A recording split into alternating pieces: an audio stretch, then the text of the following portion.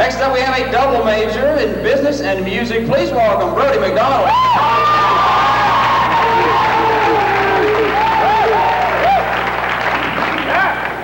Sings too short. Yeah. Why, thank you. Okay, I thought I'd come out here and try and tell you guys a little bit about myself. I think that's the best way to get anything across to you guys. I'll tell you a little bit. I grew up just like all the rest of you in a small funeral home in Mechanicsburg.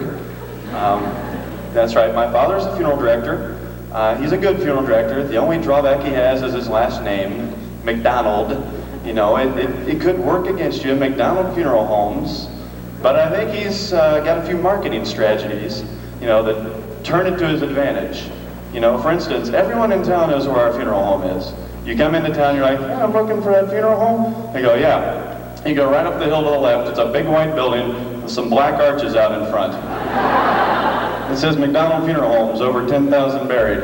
That's great. We have a new radio jingle now.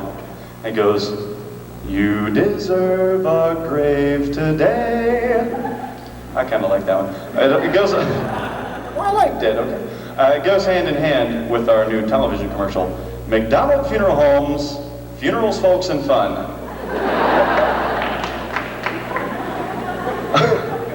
But my father is also a pioneer in the funeral industry, you have to understand. He's got a couple things that no one's ever tried before. I think it's going to work out real well. For instance, we have a hotline now.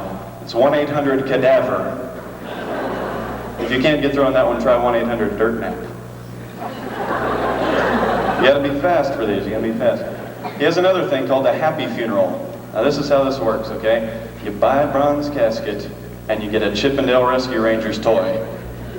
You put like little games on the outside of the casket, right? So that when the mourners come up, they're not so distraught. They come up and say, God, I'm gonna miss Bob. Hey, look, word search. All right, But my dad had a lot of weird things going on. And when I was a kid, I was rambunctious. I used to like to sneak in before visitation, and I'd go up to whoever was in there, and I'd just take their lips, and just. Then my father would come in later and go, "Hey, Brody, you been playing with Mrs. Johnson?" "No, Dad, no." How do her lips get like this? Corpse fairy? I don't know. When I was a kid, there was a lot of things I liked to do. One thing I liked was Bill Cosby. Like in his heyday, before the Cosby Show got real big, and he was really big in stand-up, himself was real big. And I thought Cos could do anything. I thought he walked on water. But there was one thing Bill Cosby could not do, and that was rap. But I'd like to hear Cos rap. Like maybe, I think he should be MC Cosby, go into a new field. Probably go something like this. You cannot touch this. No, I told you, son, you just can't touch it. Now.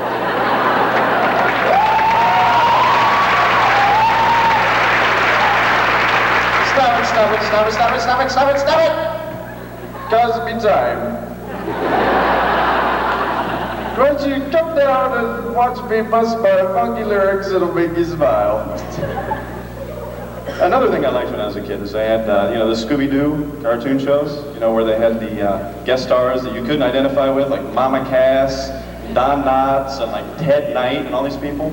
I think they should do that like in a modern sense so the kids today can enjoy them. Like maybe have, say, Humpty from the Digital Underground on Scooby-Doo, He'd probably get on there and he'd start going, "Stop what you're doing. I'm about to ruin the image and the style that you used to. I'm solving mysteries with Scooby and Shaggy. And maybe later I'll get busy with Daphne. We're freaks. We never